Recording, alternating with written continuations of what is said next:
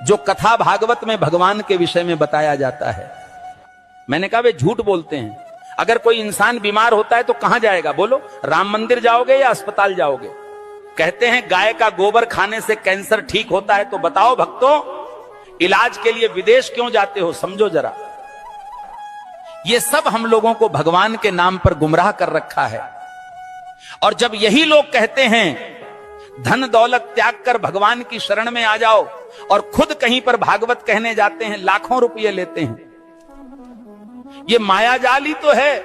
भगवान की शरण में जाने का मतलब यह थोड़ी है कि अपने शरीर का ध्यान छोड़ दो। जो शरीर भगवान ने दिया है उसकी सेवा भी तो ईश्वर सेवा है।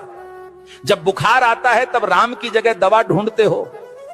जब जीवन भर की परेशानी हो तब बाबा का झूठा गोबर इलाज क्यों बन जाता है?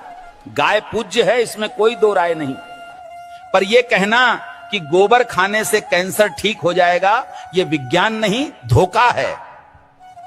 जो कथावाचक कहते हैं धन दौलत छोड़ दो, भगवान की शरण में आ जाओ, वो खुद लाखों के हवाई सफर करते हैं, एसी पंडाल में रुकते हैं और पाटीदारों से लिफाफा लेते हैं। तो त्याग हमें क्यों सिखाते हो? तपस्या की राह हमें क्यों दिखाते हो, जब खुद तुमने उसका कोई अनुसरण नहीं किया? भगवान के नाम पर डर बेचकर जो अपने महल खड़े करते हैं वो संत नहीं, व्यापारी हैं। सच्ची भक्ति वो है जो आंखें खोलती है, ना कि आंखें बंद करवाती है। और आखिर में बात सीधी सी है, भगवान अंधविश्वास से नहीं, सच सेवा और विज्ञान से मिलते हैं। सीताराम सीताराम। भविष्य मालिका कहती है जब पाप बढ़ेगा तो समय न्याय करेगा और धर्म की असली परीक्षा शुरू होगी। 2032 से सत्य युग का आरंभ होगा, लेकिन उससे पहले पूरी धरती हिलेगी। प्यारे भक्तों, 2 सूरज दिखेंगे आकाश में, पर उनमें से एक सूरज नहीं, विनाश का दूत होगा। बंगाल की खाड़ी में गिरेगा अग्निपिंड और समंदर उठकर धरती को लील जाएगा। 7 रात तक सूरज नहीं उगेगा, चांद नहीं दिखेगा, बस अंधकार होगा और भय। जिसे तुम प्राकृतिक आपदा कहोगे, तीसरा विश्व युद्ध दस्तक दे चुका है। शब्द नहीं अब शस्त्र बोलेंगे। भारत पर हमला होगा, परंतु धर्म की धरती कभी झुकेगी नहीं, क्योंकि भगवान कल्कि का अवतार होगा। जो शरण में आएगा बच जाएगा, जो अभिमान में रहेगा मिट जाएगा। प्यारे भक्तों, भविष्य मालिका चेतावनी नहीं, ये वक्त की आवाज है। जो सुन लेगा वही कल को देख पाएगा। धर्म अब उपदेश से नहीं बचेगा, धर्म बचेगा तो तुम्हारे कर्म और श्रद्धा से। जो अब भी सो रहे हैं, समय उन्हें जगाएगा नहीं, बल्कि बहा देगा इतिहास की धूल में। अब भी समय है भक्तों, या तो धर्म के साथ खड़े हो जाओ या अधर्म के साथ डूब जाओ।